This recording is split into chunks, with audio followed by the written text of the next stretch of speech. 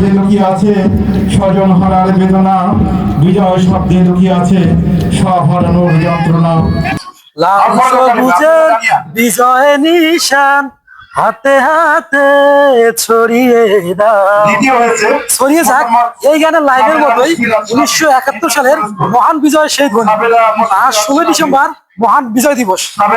এই দিনটি বাঙালির আত্মত্যাগ, সাহস আর স্বাধীনতার চূড়ান্ত অর্জনের স্মারক।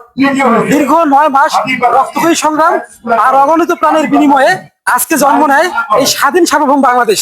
তো আজকে এই 16 ডিসেম্বরকে ঘিরে সৈয়দপুর স্টেডিয়ামে আয়োজিত হয়েছে বিভিন্ন দেশাত্মবোধক গানের ডিসপ্লে প্রদর্শন এবং খেলাধুলা, তার পাশাপাশি পুরস্কার বিতরণী অনুষ্ঠান। তো চলুন আজকে আমরা এই ভিডিওর মাধ্যমে এই পুরো আয়োজনটি দেখানোর চেষ্টা করি।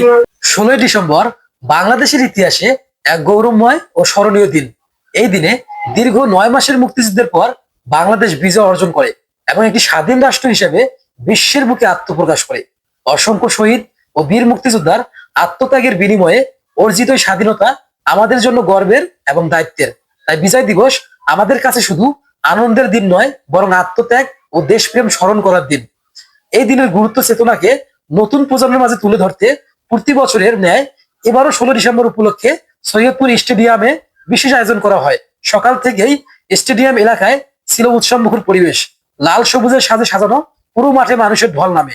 জাতীয় সঙ্গীত ও বিজয় দিবসের ভাব গাম্ভীর্যে অনুষ্ঠান শুরু হয়।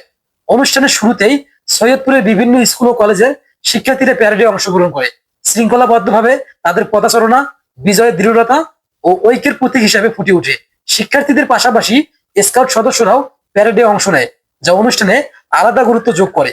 তাদের শৃঙ্খলা ও দায়িত্ববোধ দর্শকের মুগ্ধ করে। এরপর শিক্ষার্থীদের অংশগ্রহণে পরিবেশিত হয় বিভিন্ন দেশাত্মবোধক গানের ডিসপ্লে। গানের তালে তালে সাজানো প্রদর্শনীতে মুক্তিযুদ্ধের চেতনা ও বিজয়ের আনন্দ স্পষ্ট ফুটে ওঠে। এসব ডিসপ্লে দেখতে পুরো স্টেডিয়াম জুড়ে দর্শকের মধ্যে ছিল উৎসাহ ও করতালি। বিজয়ের ধ্বনিতে মুখরিত হয়ে ওঠে পুরো পরিবেশ। এই আয়োজনে বীর মুক্তিযোদ্ধাদের প্রতি গভীর শ্রদ্ধা জানানো হয় এবং শহীদদের আত্মত্যাগের কথা স্মরণ করা হয়। উপস্থিত সবাই নীরবে শ্রদ্ধা জানিয়ে জাতির এই গৌরবময় ইতিহাসকে সম্মান জানায়।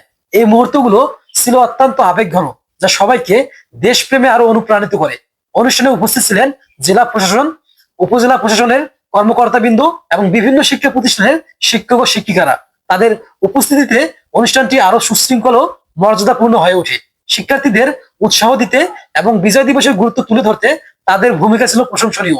অনুষ্ঠান সূচি অনুযায়ী বিকেলে একটি ফুটবল ম্যাচ আয়োজন করা হয়েছে, যা বিজয় দিবসের আনন্দকে আরো প্রাণবন্ত করবে। সব মিলিয়ে 16 ডিসেম্বর উপলক্ষে সৈয়দপুর স্টেডিয়ামে আয়োজিত এই অনুষ্ঠান ছিল সুন্দর, অর্থবহ ও শিক্ষণীয়। এ ধরনের আয়োজন নতুন প্রজন্মকে মুক্তিযুদ্ধের ইতিহাস জানতে সাহায্য করবে এবং দেশের প্রতি ভালোবাসা আরো দৃঢ় করে। সর্বশেষ বলা যায়, এই মহান বিজয় দিবস কিংবা স্বাধীনতা দিবস কোনো একক ব্যক্তি, কোনো বিশেষ গোষ্ঠী বা কোনো রাজনৈতিক দলের সম্পদ নয়। এই বিজয় অর্জিত হয়েছে 30 লক্ষ শহীদ, বুদ্ধিজীবী, কৃষক, শ্রমিক, বাংলার দামাল ছেলে এবং সাধারণ মানুষের সম্মিলিত আত্মত্যাগ ও রক্তের বিনিময়ে। সবার ত্যাগের ফলেই আজ আমরা একটি স্বাধীন দেশে বসবাস করছি।